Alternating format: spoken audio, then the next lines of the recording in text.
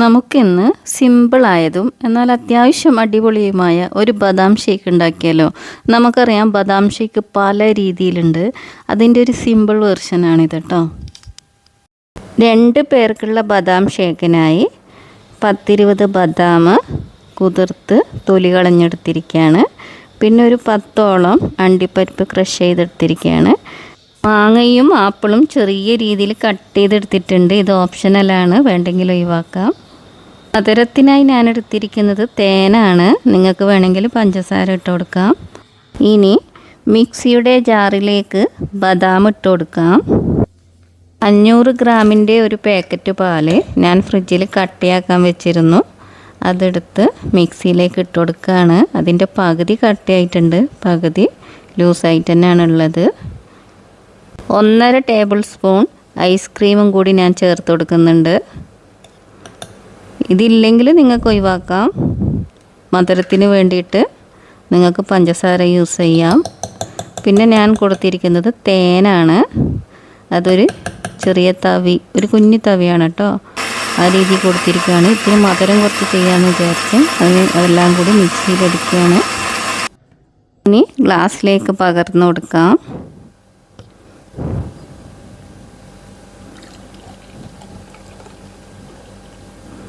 ശ്രദ്ധിക്കുക, ബദാമിന് പ്രത്യേകിച്ച് മധുരമൊന്നും ഇല്ലാത്തതുകൊണ്ട് മധുരം നിങ്ങളുടെ അഭിരുചിക്കനുസരിച്ചിട്ടിടണം. ഞാനിവിടെ മധുരം കുറച്ച് ചെയ്യുന്നതുകൊണ്ടാണ് ഈ രീതി ചെയ്യുന്നത്.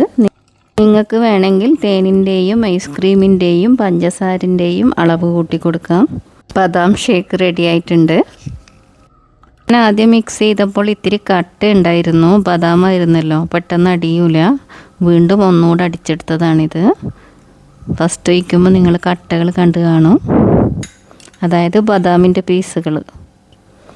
ഇനി അതിലേക്ക് നമുക്ക് മാങ്ങ ഇട്ട് കൊടുക്കാം. നിങ്ങൾക്ക് ഇഷ്ടമുള്ള ഫ്രൂട്ട് ഇട്ട് കൊടുക്കുക കേട്ടോ.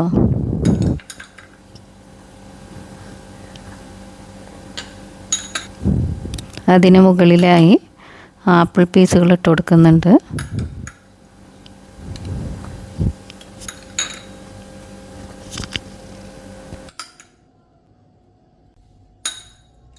ശേഷം ക്രഷ് ചെയ്ത് വെച്ച അണ്ടിപ്പരിപ്പ് ഇട്ട് കൊടുക്കുകയാണ്.